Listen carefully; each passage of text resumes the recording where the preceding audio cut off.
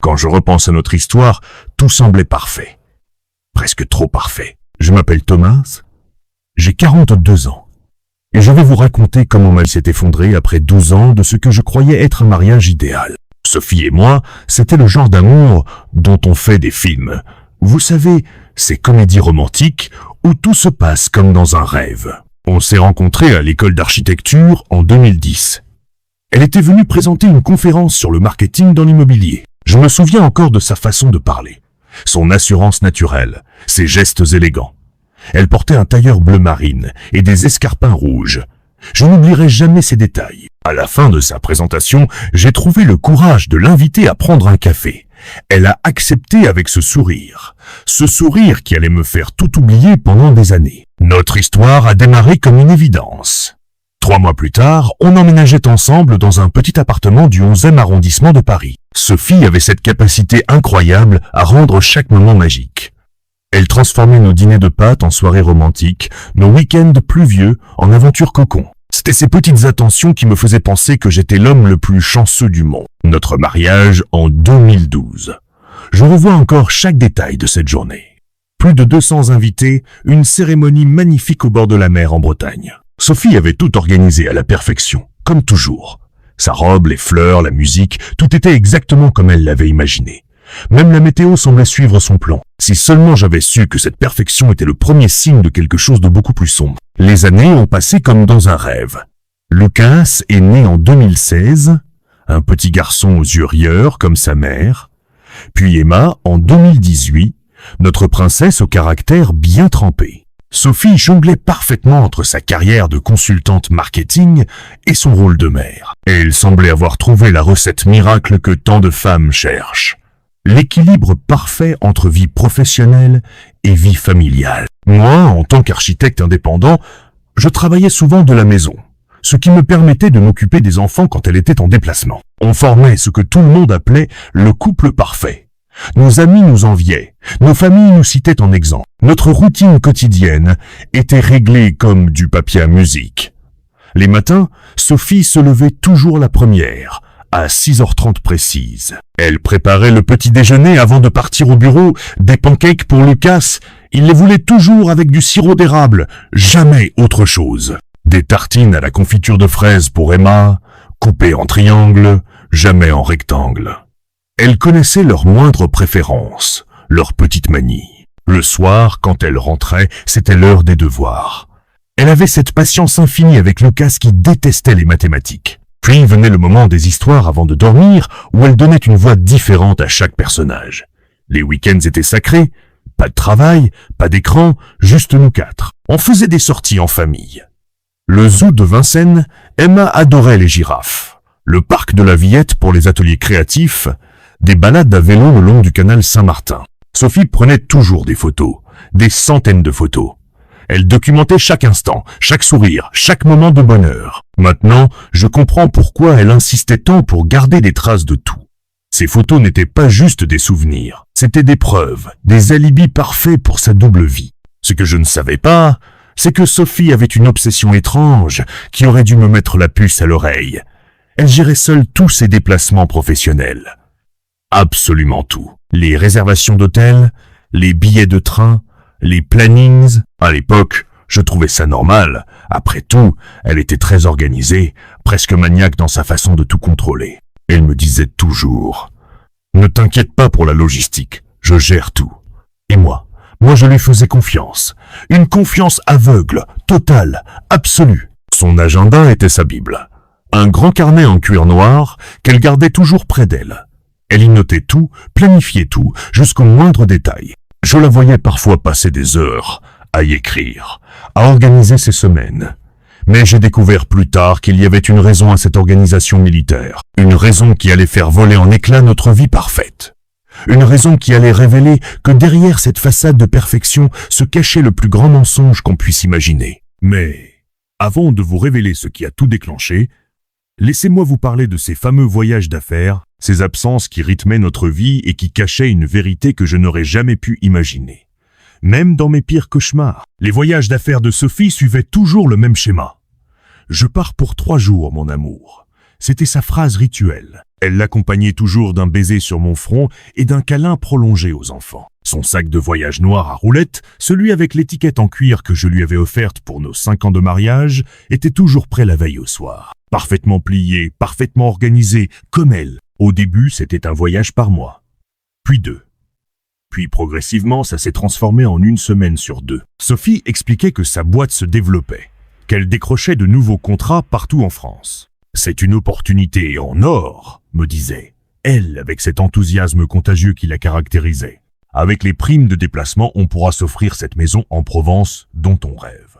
Et moi, je hochais la tête, fier de ma femme qui réussissait si bien. Elle avait tout prévu, dans les moindres détails. Chaque matin de déplacement, à 7h30 précise, elle appelait les enfants avant leur départ à l'école. Emma lui montrait fièrement sa tenue du jour. Lucas lui racontait ses rêves de la nuit. Le soir, rebelote, appel à 25, juste avant le coucher. Elle leur lisait même des histoires en visio, son iPad parfaitement positionné sur ce qui semblait être une table d'hôtel. « Regardez, les enfants, la belle vue depuis ma chambre », disait-elle en tournant parfois la caméra vers une fenêtre qui donnait sur Lyon, Marseille ou Bordeaux. Les cadeaux aussi faisaient partie du rituel. Chaque retour était une petite fête. Un porte-clés Tour Eiffel de Paris, une boîte de calissons d'Aix-en-Provence, des cannelés de Bordeaux. Je réalise maintenant qu'elle devait avoir un stock chez elle, son autre chez elle. Les enfants collectionnaient ces petits trésors, inconscients qu'ils étaient les pièces d'un puzzle macabre que je découvrirai plus tard. Son planning était imparable. Les lundis, départ à 6h30, train ou avion, selon la destination. Le premier rendez-vous est à Dix, il faut que je parte tôt. Les jeudis soirs, retour à la maison, généralement vers 20. Parfois, elle semblait épuisée, les traits tirés. « Les clients sont exigeants », soupirait-elle. Si j'avais su que cette fatigue venait d'une toute autre vie. Elle gardait toutes ses notes de frais dans un dossier bleu, méticuleusement organisé. Je l'ai trouvé plus tard, planqué tout en haut de notre armoire. Tout y était. Facture d'hôtel, ticket de restaurant, reçu de taxi. Tout était parfaitement falsifié. Je l'ai compris après. Elle avait même créé de faux en-tête d'hôtel, de fausses signatures de réceptionnistes. Une organisation diabolique, les week-ends après ses retours étaient toujours intenses. Comme si elle voulait rattraper le temps perdu. Sorties au parc, cinéma, restaurant, elle était suractive, ultra présente. Il faut profiter de chaque instant, répétait-elle. Ces moments-là étaient sincères, je veux le croire. Ou peu, était-ce juste sa façon de gérer sa culpabilité. Elle recevait parfois des appels tard le soir, quand elle était en déplacement. C'est le décalage horaire avec nos clients asiatiques, expliquait-elle. Je la revois. Son téléphone toujours en mode vibreur, s'éloignant pour parler dans la cuisine ou sur le balcon. Ces appels mystérieux qui la faisaient sourire, je sais maintenant qu'ils venaient de son autre famille, de ses autres enfants. Ses valises. J'aurais dû les regarder de plus près. Les étiquettes des aéroports, l'étiquette de train qui dépassait parfois des poches. Tous ces indices étaient là, sous mes yeux. Mais quand on aime, on ne veut pas voir. On préfère croire aux contes de fées, même quand le dragon se cache sous nos yeux. Même nos finances étaient gérées de main de maître. Elle s'occupait de tout, factures, impôts, épargne. « Tu as déjà tellement à gérer avec ton cabinet d'architecture, me disait-elle. J'y voyais de l'attention, de la bienveillance. En réalité, c'était le meilleur moyen de contrôler les traces de sa double vie. Chaque euro était calculé, chaque dépense justifiée, chaque mouvement bancaire expliqué. La perfection de Sophie était son arme la plus redoutable. Qui pourrait soupçonner une femme si impliquée, si présente, si parfaite? C'était son bouclier, sa couverture parfaite. Plus elle était irréprochable, moins on pouvait imaginer qu'elle cachait quelque chose. Le plus dur, c'est de réaliser que tout n'était pas faux. Son prix et celui de Sophie allait bientôt être révélé au grand jour. Tout a basculé un mardi de novembre. De ces matins ordinaires qui changent votre vie à jamais. Il était 10h37 précisément. Cette heure est gravée dans ma mémoire. J'étais dans mon bureau en train de finaliser les plans d'une maison pour un client important, un certain Richard Mercier. Un client que je n'oublierai jamais pour une raison qui n'avait rien à voir avec l'architecture. Richard était bavard. Comme souvent, les clients en visioconférence. Entre deux discussions sur la hauteur des plafonds et l'orientation de la cuisine, il a lâché une phrase qui a fait voler en éclats mon monde parfait. D'ailleurs, j'ai croisé votre femme la semaine dernière à Bordeaux. lors d'une conférence sur l'immobilier durable. Mon sang s'est glacé. Sophie était censée être à Lyon cette semaine-là. Je le savais parfaitement. Elle m'avait même envoyé une photo de la place Bellecour la veille au soir. « Vous devez faire erreur. » Ah, et je répondis avec un sourire forcé. Ma femme était à Lyon pour un projet important. Mais Richard a insisté, avec cette précision qui allait devenir mon cauchemar. Oh non, j'en suis certain. Elle a même fait une présentation remarquable sur les nouveaux quartiers écologiques. Elle portait une robe bleue avec une ceinture dorée. Très élégante. On a même échangé quelques mots après son intervention. La description était trop précise. Cette robe bleue, je la connaissais. Sophie l'avait achetée 2 mois plus tôt pour ses présentations importantes. Je revois encore le moment où elle l'avait essayée dans notre chambre, tournant devant le miroir. Elle fait professionnelle, non? Mes mains tremblaient sur mon clavier. J'ai terminé la réunion tant bien que mal, prétextant un autre rendez-vous urgent. À peine la visio terminée, j'ai sorti mon téléphone. Les messages de Sophie de la semaine précédente défilaient sous mes yeux. Lyon est magnifique en automne. Le projet avance bien ici, les clients lyonnais sont vraiment exigeants. Chaque mot prenait soudain un autre sens. J'ai appelé son bureau à Paris. Sarah, sa secrétaire, semblait mal à l'aise. Sophie, elle est en déplacement cette semaine. J'ai insisté. Oui, à Lyon, je sais. Mais la semaine dernière, elle était bien à Lyon aussi. Un silence. Un de ces silences qui durent une éternité. Je ne suis pas autorisé à communiquer son planning, vous comprenez. Cette réponse m'a achevé. Depuis quand une secrétaire ne peut pas dire à un mari où se trouve sa femme? J'ai raccroché, les mains moites, le cœur battant. Sur mon écran d'ordinateur, j'ai ouvert Google Maps. J'ai calculé la distance entre Lyon et Bordeaux. 550 km. Impossible d'être aux 2 endroits en même temps. Le soir même, Sophie m'a appelé comme d'habitude. Sa voix était normale, enjouée même. La vue sur le Rhône est magnifique ce soir. J'écoutais ses mensonges, la gorge nouée. Elle me décrivait Lyon pendant que je fixais la photo de notre mariage sur le mur. Cette photo où elle souriait, radieuse, sincère. Du moins je le croyais. J'ai failli craquer, lui poser la question directement. Mais quelque chose m'a retenu. Une intuition peut être, ou la peur de la réponse. Je l'ai laissé parler, raconter sa fausse journée, décrire son faux meeting. Pour la première fois de notre mariage, j'écoutais ma femme mentir. Consciemment, méthodiquement, parfaitement. Cette nuit-là, je n'ai pas dormi. Les questions tournaient dans ma tête comme un manège infernal. Pourquoi Bordeaux? Qui faisait-elle vraiment? Et surtout, combien de fois m'avait-elle menti avant? Chaque souvenir, chaque voyage, chaque absence prenait soudain une dimension nouvelle, terrifiant. Le lendemain matin, j'ai commencé à creuser. Je ne le savais pas encore, mais je venais d'ouvrir la porte d'un labyrinthe dont chaque couloir cachait un nouveau mensonge, chaque tournant une nouvelle trahison. Le puzzle de la double vie de Sophie commençait à se reconstituer, pièce par pièce, mensonge par mensonge. Les jours qui ont suivi la révélation de Richard ont été un véritable cauchemar éveillé.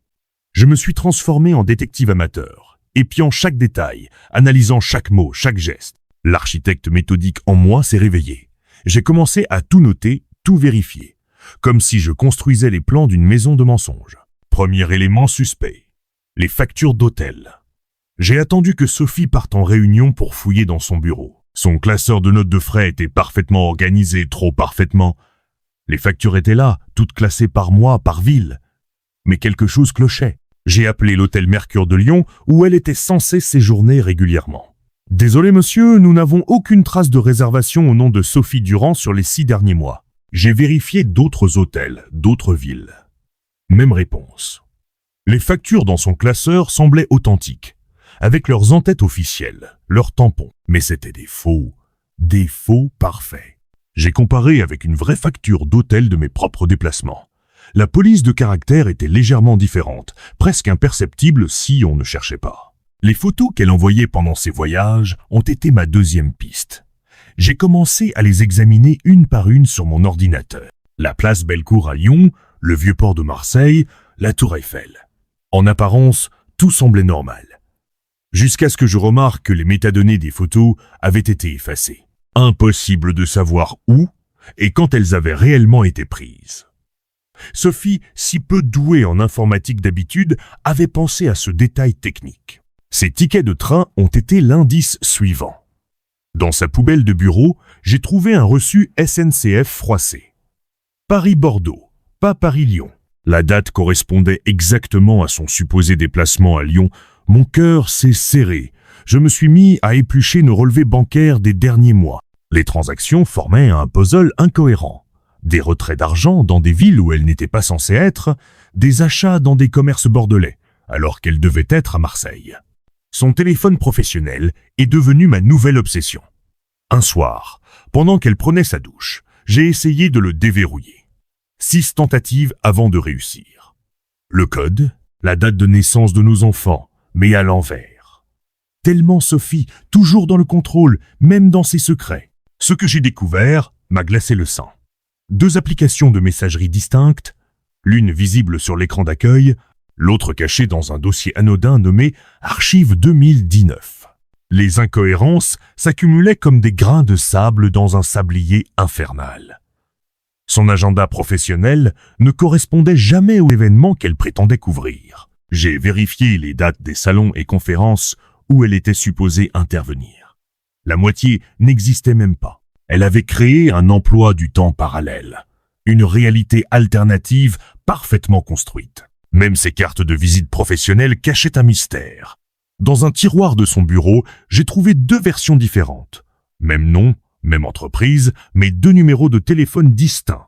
2 adresses email légèrement différentes. Sophie, Durand @ Consulting.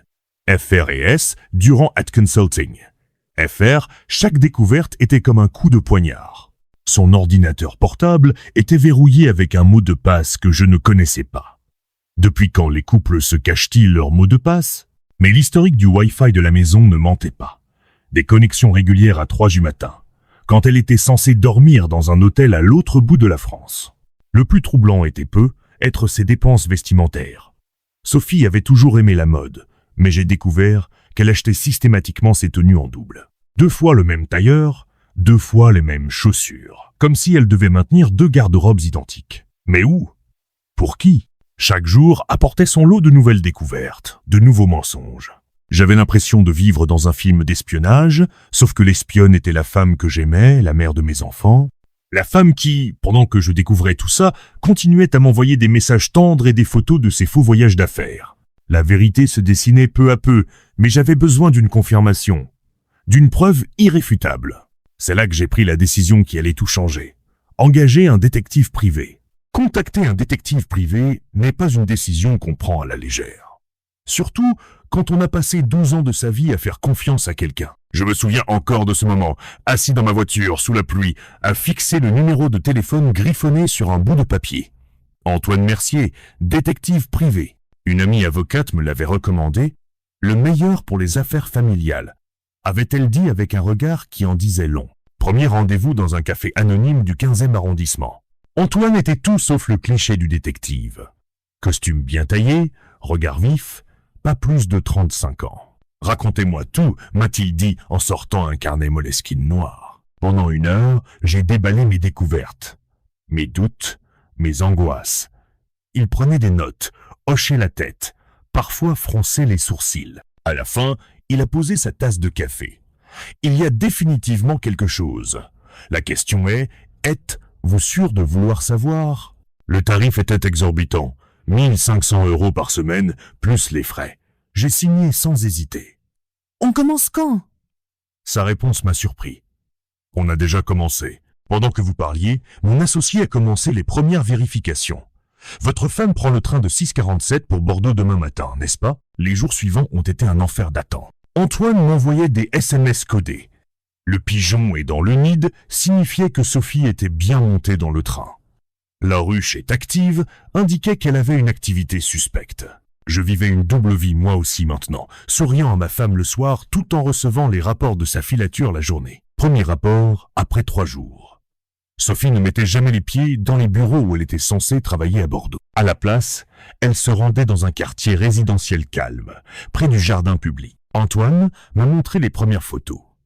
Sophie, élégante comme toujours, entrant dans une maison avec ses propres clés. Une maison qui, selon les registres, appartenait à un certain Marc Leblanc, chirurgien. Les découvertes s'enchaînaient à un rythme vertigineux. Antoine avait constitué un dossier complet. Relevé téléphonique, extrait bancaire, photos. Sophie avait un deuxième téléphone. Un deuxième compte en banque, une deuxième vie. Elle est méthodique, commentait Antoine. En 15 ans de métier, j'ai rarement vu quelqu'un d'aussi organisé dans la duplicité. Le plus dur a été les photos des enfants. Un matin, Antoine m'a tendu une enveloppe brune. Vous devriez voir ça. À l'intérieur, des clichés pris devant une école bordelaise. Sophie, tenant par la main, 2 enfants. Un garçon et une fille, à peu près le même âge que Lucas et Emma, le même sourire, les mêmes gestes tendres, mon estomac s'est noué. Elle n'avait pas seulement une double vie, elle avait une deuxième famille. Les similitudes étaient troublantes. Les enfants de Bordeaux portaient des vêtements similaires à ceux que Sophie achetait pour les nôtres. Même marque, même style, comme si elle essayait de recréer exactement la même vie en parallèle. Antoine m'a montré des vidéos. Sophie jouant dans un parc avec ses enfants exactement comme elle le faisait avec Lucas et Emma. Le dossier s'épaississait chaque jour. Tickets de caisse, factures, emploi du temps. Sophie partageait son temps équitablement entre ces deux vies, comme un funambule sur un fil. Antoine était impressionné. Elle n'a jamais fait une seule erreur en 5 ans, jusqu'à ce jour à la conférence. La dernière découverte a été la plus douloureuse. Antoine a retrouvé l'acte de mariage. Sophie s'était mariée avec Marc Leblanc 4 ans après notre propre mariage. Une cérémonie intime à la mairie de Bordeaux. Elle avait utilisé un nom légèrement différent, jouant sur une erreur d'état civil jamais corrigée. Bigamie en bonne et due forme. Après 3 semaines d'enquête, Antoine m'a remis un dossier complet. Plus de 300 pages de preuves, photos, documents. C'est à vous de décider ce que vous voulez en faire, m'a-t-il dit. Le dossier pesait lourd dans mes mains, mais encore plus lourd dans mon cœur. Cette nuit-là, j'ai tout relu encore et encore. Les photos se mélangeaient. Ma femme, nos enfants, son autre mari, ses autres enfants, 2 vies parallèles, parfaitement orchestrées. Le lendemain, j'ai pris ma décision. Il était temps de confronter Sophie. Mais avant, il y avait quelqu'un d'autre que je devais rencontrer. Marc Leblanc, l'autre mari, l'autre victime de cette mascarade. Contacter Marc Leblanc a été la décision la plus surréaliste de ma vie. Comment approche-t-on l'autre mari de sa femme? J'ai tourné en rond pendant des heures dans mon bureau, le numéro de téléphone du chirurgien sur un post-it devant moi. Antoine, le détective, m'avait conseillé la prudence. Il faut trouver un prétexte, être méthodique. Mais j'étais au-delà de la méthode. J'ai décroché mon téléphone et j'ai composé le numéro. Cabinet du docteur Leblanc, que puis-je faire pour vous? La voix de la secrétaire était professionnelle, distante. J'ai improvisé. C'est au sujet de Sophie Durand. Un silence. Je vais voir si le docteur est disponible. 5 minutes d'attente qui ont semblé durer une éternité. Puis une voix masculine, grave. Marc Leblanc à l'appareil. Je me souviens de chaque mot de cette conversation. Bonjour, je m'appelle Thomas Durand. Je suis le mari de Sophie. Son autre mari. Le silence qui a suivi était assourdissant. J'ai entendu une porte se fermer, puis sa voix changer. De quoi parlez-vous? J'ai respiré profondément. Je pense que nous devons parler. En personne. Rendez-vous a été pris pour le lendemain dans un petit café à mi-chemin entre Paris et Bordeaux à Tours. J'ai roulé 3 heures, l'esprit en ébullition, le dossier du détective sur le siège passager. En arrivant, j'ai immédiatement reconnu Marc. Grand, élégant, la cinquantaine distinguée. Il aurait pu être notre vie. Il était arrivé en avance, lui aussi. Nos premiers mots ont été maladroits. 2 hommes face à face, unis par une trahison commune. J'ai sorti le dossier, commencé à étaler les photos sur la table. Les mains de Marc tremblaient en regardant les clichés de Sophie avec mes enfants, comme les miennes avaient tremblé en découvrant les siens. Louise et Thomas ont le même âge que vos enfants, a-t-il murmuré. Elle nous racontait les mêmes histoires le soir, n'est-ce pas? Les mêmes voyages d'affaires, les mêmes excuses. Sa voix s'est brisée. J'ai réalisé que nous vivions le même cauchemar, en miroir. Les coïncidences étaient stupéfiantes. Nos maisons étaient agencées de façon similaire. Même disposition des meubles, même couleur au mur. Sophie avait recréé le même environnement dans ses 2 vies. Elle achetait les mêmes jouets pour les 4 enfants, a noté Marc en regardant une photo. pour ne pas faire de jaloux, même s'il ne savait pas qu'il devait être jaloux. Pendant 4 heures, nous avons reconstitué le puzzle. Marc était chirurgien cardiaque, souvent de garde la nuit. Moi, architecte travaillant à domicile. Sophie avait choisi ses 2 maris avec soin, des hommes avec des emplois du temps compatibles avec sa double vie. Elle n'a jamais manqué un spectacle d'école, a remarqué Marc avec un rire amer. Ni chez vous, ni chez nous. Les détails techniques étaient effarants. 2 comptes en banque parfaitement gérés. 2 téléphones avec des contacts différents. 2 garde-robes identiques. Même ses bijoux étaient en double. Elle avait les mêmes bagues de mariage, à quelques détails près. Un esprit organisé, comme disait Antoine. Le plus dur a été de parler des enfants. Lucas et Emma d'un côté, Louise et Thomas de l'autre. 4 enfants qui ignoraient l'existence les uns des autres, qui partageaient les mêmes histoires du soir, les mêmes câlins, le même amour, d'une mère qui vivait dans le mensonge. « Comment fait-on maintenant ?» a demandé Marc, après un long silence. La question qui valait 1 million d'euros. Sophie devait rentrer de voyage le lendemain soir, chez moi à Paris. Dans 3 jours, elle serait censée retourner à Bordeaux. Mais ce cycle était sur le point de se briser. Avant de nous séparer, Marc m'a montré une dernière photo sur son téléphone. Sophie, lors de leur mariage, radieuse dans une robe différente de celle qu'elle portait à notre cérémonie. Même sourire pourtant, même regard. Je lui ai montré notre photo de mariage en retour. 2 mariages, 2 vies, une seule femme. Sur le parking, nous nous sommes serrés la main, maladroitement.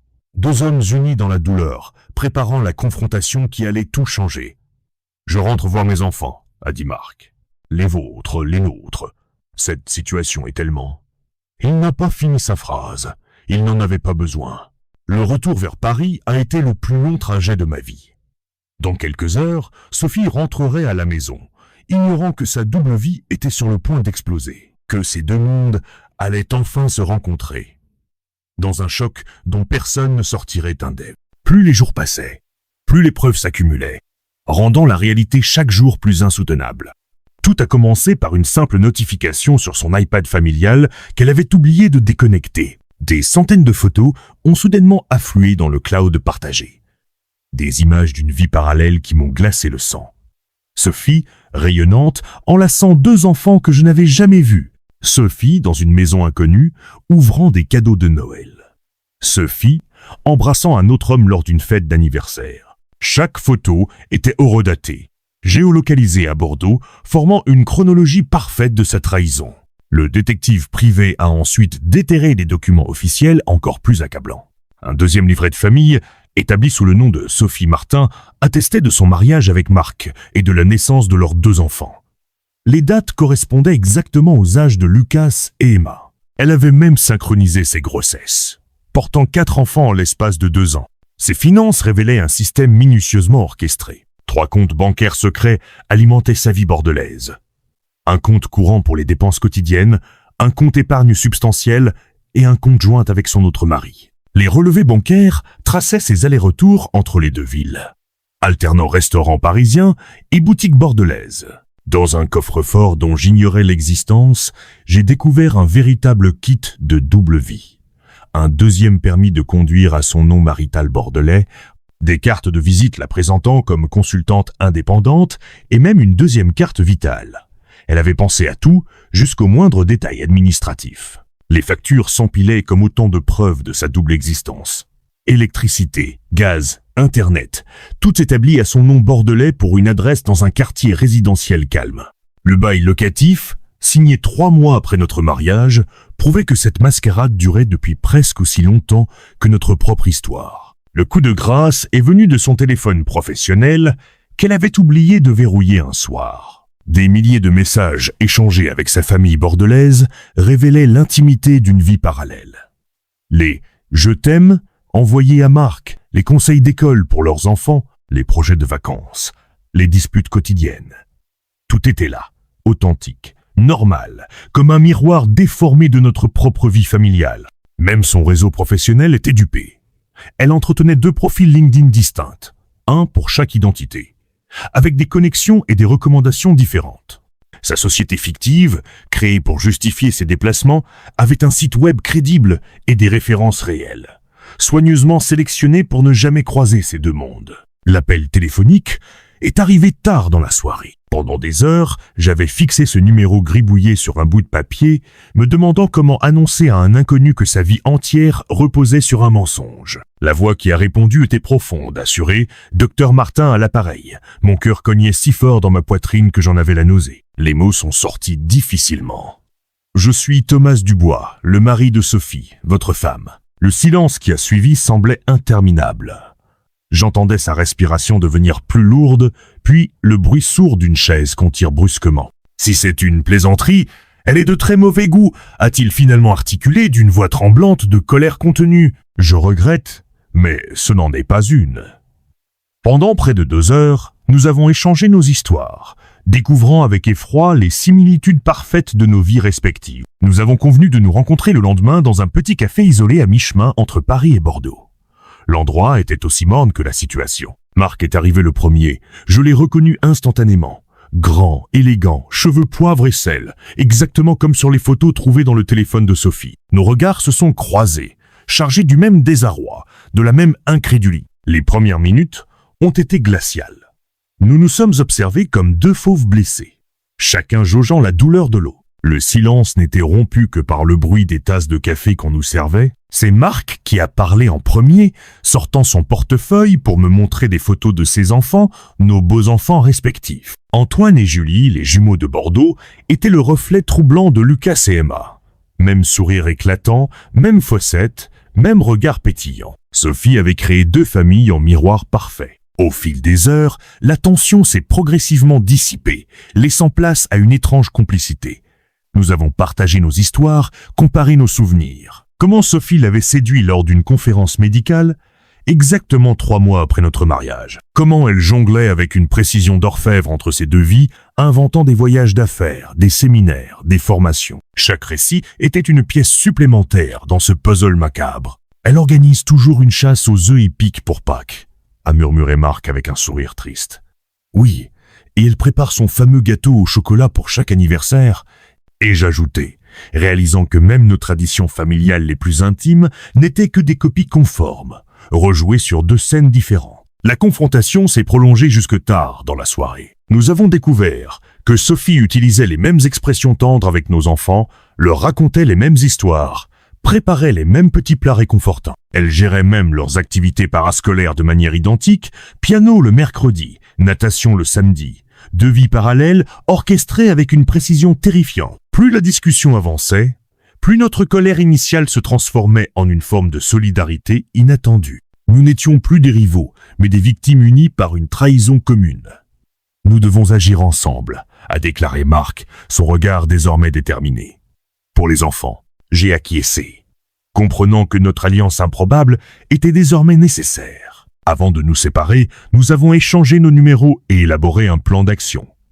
La route serait longue et douloureuse, mais nous ferions face ensemble. En regardant la silhouette de Marc disparaître dans la nuit, j'ai réalisé que Sophie, dans sa folie, avait créé un lien indissoluble entre 2 hommes qui n'auraient jamais dû se rencontrer. Une fraternité forgée dans la douleur, mais qui saurait peu être notre plus grande force pour traverser cette épreuve. Cette rencontre avait changé quelque chose.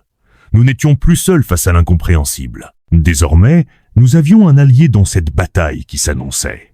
Quelqu'un qui comprenait exactement ce que nous traversions. Le plus dur restait à venir. Confronter Sophie et protéger nos enfants du tsunami émotionnel qui allait déferler sur nos vies. La confrontation avec Sophie s'est déroulée dans notre salon parisien, un dimanche matin pendant que les enfants étaient chez mes parents. Marc et moi avions minutieusement préparé ce moment, conscients que chaque mot, chaque réaction pourrait avoir des répercussions sur nos familles respectives. Sophie est entrée, déposant nonchalamment ses clés sur le meuble de l'entrée comme elle l'avait fait des milliers de fois. Son sourire s'est figé quand elle a aperçu Marc assis dans notre canapé. Pendant une fraction de seconde, j'ai vu la panique traverser son regard, rapidement remplacée par un calme déconcertant.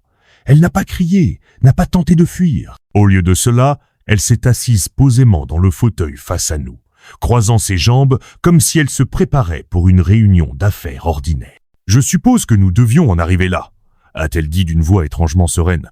Cette réaction nous a désarçonnés, Marc et moi qui avions imaginé des larmes, des cris, des dénégations. « Comment pouvez-vous être aussi calme ?»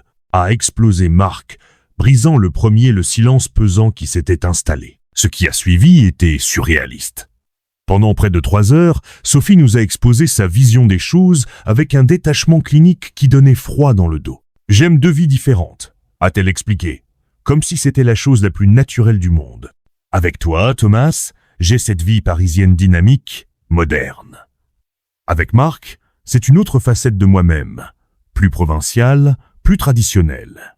Les 2 me sont essentiels. » Nous l'avons écoutée décrire comment elle avait méticuleusement construit cette double vie, comment elle justifiait ses absences, comment elle gérait ses emplois du temps pour ne jamais faire d'erreur. Elle parlait comme un architecte expliquant les plans d'un bâtiment complexe, avec fierté presque, détaillant les systèmes qu'elle avait mis en place pour maintenir l'illusion pendant toutes ces années. Les enfants sont différents dans chaque foyer.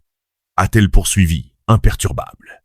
Lucas et Emma sont plus créatifs, plus artistiques. Antoine et Julie sont plus cartésiens, comme leur père. Elle parlait de nos enfants comme d'expériences sociologiques, comparant leur développement avec un détachement glaçant. Quand nous avons évoqué la nécessité de choisir, sa réaction a été catégorique. « Je ne choisirai pas. Ces 2 vies font partie de moi. Je suis une bonne mère dans les 2 foyers, une bonne épouse pour chacun de vous. Pourquoi devrais-je renoncer à l'une ou l'autre ?» La colère de Marc a explosé à ce moment-là. « Une bonne épouse ? Une bonne mère ? Tu vis dans un monde parallèle, Sophie. Tu as construit ta vie sur des mensonges. » J'ai vu ses mains trembler alors qu'il tentait de contenir sa rage.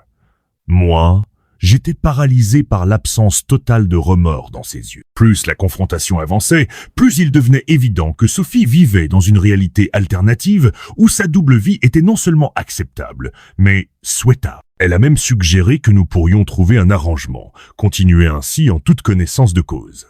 Les enfants sont heureux. Vous êtes heureux quand je suis là. Pourquoi tout détruire? C'est à ce moment que nous lui avons annoncé que nos avocats étaient déjà prévenus, que des procédures allaient être lancées. Son masque de sérénité s'est enfin fissuré. « Vous ne pouvez pas me faire ça », a-t-elle murmuré, réalisant soudain que son château de cartes s'effondrait. « Les enfants ont besoin de moi. Les enfants ont besoin de vérité. » Et, j'ai répondu, trouvant enfin ma voix. Ils ont besoin de stabilité, pas d'une mère qui vit dans le mensonge. Marc a acquiescé, et pour la première fois, Sophie a semblé comprendre la gravité de la situation. Ses yeux se sont remplis de larmes, mais il était trop tard pour la compassion. La confrontation s'est terminée sur sa sortie précipitée, nous laissant, Marc et moi, vidés émotionnellement mais plus déterminés que jamais. Cette femme que nous avions aimée, en qui nous avions eu une confiance absolue, s'était révélée être une étrangère, capable de maintenir une double vie pendant des années sans le moindre remords. Le plus dur restait à venir. Expliquer la situation à nos enfants et reconstruire nos vies brisées par cette trahison monumentale. L'impact de cette révélation a été dévastateur pour nos 2 familles. Dès le lendemain de la confrontation, Marc et moi avons dû prendre des mesures d'urgence pour protéger nos enfants respectifs. La première étape a été de contacter nos avocats, qui ont immédiatement entamé les procédures nécessaires pour obtenir des ordonnances de protection et geler les comptes communs. Cette découverte nous a tous les 2 plongés dans un état de choc profond.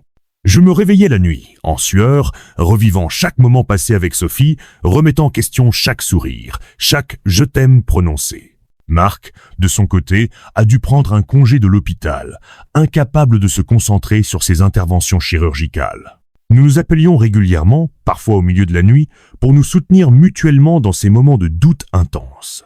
Les premiers jours ont été un véritable cauchemar émotionnel. Je passais des heures à fixer le vide, revivant chaque voyage d'affaires, chaque absence, comprenant maintenant qu'elle était simplement avec son autre famille. Les photos de nos vacances, les albums de famille, tout prenait un sens différent, perverti. Marc m'a confié avoir les mêmes réactions. Trouvant des similitudes troublantes, poses, les sourires, les moments capturés. Nos amis proches et nos familles ont été sous le choc. Ma mère, qui avait toujours considéré Sophie comme sa propre fille, est tombée malade en apprenant la nouvelle. Les parents de Marc, eux, ont immédiatement fait le voyage depuis Toulouse pour le soutenir. Nos cercles sociaux respectifs se sont mobilisés, offrant leur aide pour les enfants, les tâches quotidiennes, tout ce qui pouvait nous permettre de tenir le coup. Au travail, la situation est devenue rapidement intenable. Je ne pouvais plus me concentrer sur mes projets d'architecture. Chaque dessin, chaque plan me rappelait notre maison, notre vie commune.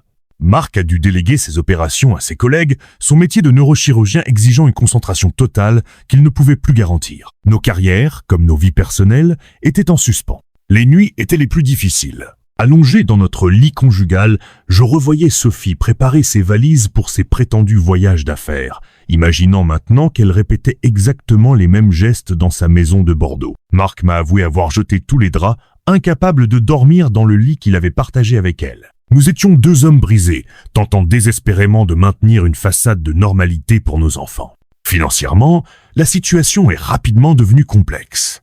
Sophie avait accès à tous nos comptes et nous avons découvert qu'elle avait méthodiquement détourné des sommes importantes vers des comptes secrets. Nos avocats ont immédiatement engagé des procédures pour bloquer tout transfert supplémentaire, mais le mal était déjà fait. L'ampleur de sa préparation nous a fait réaliser qu'elle avait probablement anticipé cette découverte depuis longtemps.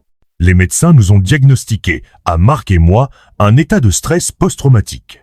Les symptômes étaient similaires: insomnie, crise d'angoisse, difficulté à se concentrer. Nous avons tous les deux commencé une thérapie intensive, essayant de comprendre comment nous avions pu être aveugles pendant si longtemps. Le thérapeute nous a expliqué que les manipulateurs narcissiques comme Sophie étaient experts dans l'art de la dissimulation. Mais cette explication ne soulageait en rien notre culpabilité de n'avoir rien vu venir. Le plus dur a été de maintenir une apparence de normalité pour les enfants pendant ces premiers jours. Nous devions continuer les routines quotidiennes, les devoirs, les activités, les repas, tout en portant le poids écrasant de cette trahison. Chaque fois que mon téléphone sonnait, mon cœur s'arrêtait, craignant que Sophie n'essaie de nouveau de nous manipuler ou, pire encore, de s'approcher des enfants sans notre accord. Cette période a également révélé la force inattendue de notre nouvelle alliance. Marc et moi, deux étrangers unis par la trahison, sommes devenus des piliers l'un pour l'autre. Nous nous sommes coordonnés pour les démarches juridiques, nous soutenant mutuellement dans les moments de doute. Cette fratrie improvisée, née de la douleur, est devenue notre bouée de sauvetage dans la tempête émotionnelle qui ravageait nos vies. L'aspect légal de cette situation s'est révélé être un véritable casse-tête juridique. Nos avocats, stupéfaits par la complexité du cas, ont dû travailler en étroite collaboration pour démêler l'écheveau de mensonges et de documents falsifiés que Sophie avait tissés pendant toutes ces années. La bigamie étant un délit pénal en France, la première étape a été de déposer une plainte officielle. Le procureur, face à l'ampleur du dossier, a immédiatement ouvert une enquête. Les preuves étaient accablantes. 2 certificats de mariage valides, 2 livrets de famille, des déclarations d'impôts séparées, tout un système élaboré de faux documents et d'identités parallèles. Les procédures de divorce ont dû être coordonnées entre les tribunaux de Paris et de Bordeaux. Une situation sans précédent qui a nécessité la mise en place d'une coordination judiciaire spéciale. Nos avocats se sont retrouvés à naviguer dans des eaux juridiques inexplorées, créant parfois des jurisprudences pour des situations que la loi n'avait jamais envisagées. La question des biens communs s'est avérée particulièrement épineuse. Sophie avait habilement entremêlé nos patrimoines, utilisant l'argent d'une famille pour financer des achats pour l'autre. Les experts comptables ont passé des mois à retracer chaque transaction, chaque investissement, pour établir une séparation équitable des biens. La découverte de comptes offshore et d'investissements cachés n'a fait que compliquer davantage la situation. La garde des enfants est devenue le point central des débats juridiques. Les juges aux affaires familiales de Paris et Bordeaux ont dû se concerter pour établir un cadre légal inédit. Comment gérer les droits de visite quand la mère est légalement bigame? Comment protéger les intérêts des 4 enfants tout en tenant compte de la gravité de la situation? Les services sociaux ont été mobilisés pour évaluer l'impact psychologique sur chaque enfant et recommander les meilleures dispositions possibles. Les audiences se sont succédé pendant des mois. Sophie, représentée par une armée d'avocats, a tenté de justifier ses actes en plaidant un trouble dissociatif de l'identité, une défense qui n'a pas convaincu les magistrats. Les expertises psychiatriques ordonnées par le tribunal ont plutôt révélé un trouble narcissique de la personnalité, associé à une capacité de manipulation hors du commun. La procédure pénale pour bigamie s'est déroulée en parallèle des procédures civiles. Sophie risquait jusqu'à 1 an de prison et 45 € d'amende. Mais au-delà de la sanction pénale, c'était toute sa vie qui s'effondrait. Ces mensonges exposés au grand jour ont entraîné la perte de son emploi, la rupture avec sa famille élargie, et une impossibilité totale de maintenir sa façade sociale soigneusement construite. Les assurances vie, les comptes épargne, les investissements immobiliers, tout devait être réévalué et redistribué. Les notaires ont dû créer des montages juridiques complexes pour protéger les intérêts des enfants tout en démêlant les situations de double propriété que Sophie avait créées. Chaque bien, chaque compte devait être minutieusement examiné pour déterminer sa provenance et sa destination légitime. Le processus juridique a également révélé l'étendue de ses falsifications professionnelles. Sa prétendue société de conseil n'était qu'une coquille vide, servant à justifier ses déplacements et à blanchir l'argent qu'elle détournait d'une famille à l'autre. Les autorités fiscales se sont rapidement intéressées au dossier, ajoutant une couche supplémentaire de complications légales. Après plus d'1 an de procédure, les tribunaux ont finalement rendu leur jugement. Les 2 mariages ont été annulés, le second étant considéré comme nul dès le départ du fait de la bigamie. Les droits de garde ont été strictement encadrés, avec une supervision obligatoire des visites de Sophie. Les aspects financiers ont été réglés par une série de jugements complexes, visant à rétablir une forme d'équité entre les 2 familles trompées. Cette bataille juridique nous a épuisés, Marc et moi, tant financièrement qu'émotionnellement. Mais elle était nécessaire pour tourner la page et reconstruire nos vies sur des bases assainies. La justice, bien que lente et parfois déroutante, nous a finalement permis d'obtenir une forme de reconnaissance officielle de notre statut de victime et de mettre en place un cadre protecteur pour nos enfants. Annoncer la vérité aux enfants a été l'épreuve la plus déchirante de toute cette histoire. Lucas et Emma, 8 et 6 ans, ainsi qu'Antoine et Julie, leurs demi-frères et sœurs de Bordeaux du même âge, ont dû faire face à une réalité que même nous, adultes, avions du mal à comprendre. Nous avons fait appel à une psychologue spécialisée dans les traumatismes familiaux pour nous guider dans cette démarche. Pendant plusieurs séances, elle nous a préparés, Marc et moi, à aborder le sujet avec nos enfants respectifs. « Il faut être honnête mais pas destructeur », nous répétait-elle. Ils doivent comprendre que l'amour de leur mère pour eux était réel, même si ses choix étaient inacceptables. La révélation s'est faite en plusieurs étapes. D'abord séparément dans chaque famille, puis progressivement ensemble. Je n'oublierai jamais les yeux de Lucas quand nous lui avons expliqué qu'il avait un demi-frère du même âge. Emma, malgré son jeune âge, a posé des questions d'une maturité bouleversante. « Est-ce que l'autre papa est plus gentil que toi? C'est pour ça que maman partait ?» Les premières semaines ont été chaotiques. Les enfants ont manifesté leur détresse de différentes manières.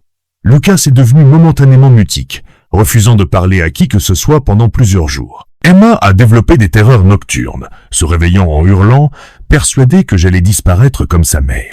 À Bordeaux, Marc m'a rapporté qu'Antoine était devenu agressif à l'école, tandis que Julie s'était repliée sur elle-même. Le suivi psychologique est devenu notre priorité absolue. Chaque enfant a bénéficié d'un accompagnement personnalisé, adapté à son âge et à sa façon de gérer le traumatisme. Les thérapies par le jeu, l'art-thérapie, les groupes de parole. Nous avons tout mis en œuvre pour les aider à exprimer leurs émotions et à comprendre qu'ils n'étaient en rien responsables de la situation. La découverte de leur nouvelle famille élargie a été particulièrement délicate.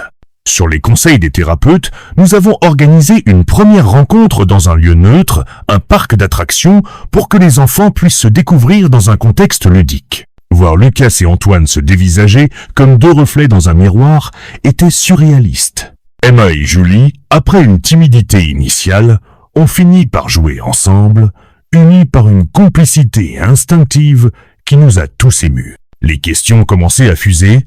Pourquoi on ne savait pas qu'on avait des frères et sœurs? Est-ce qu'on va vivre tous ensemble maintenant? Est-ce qu'on doit partager nos jouets?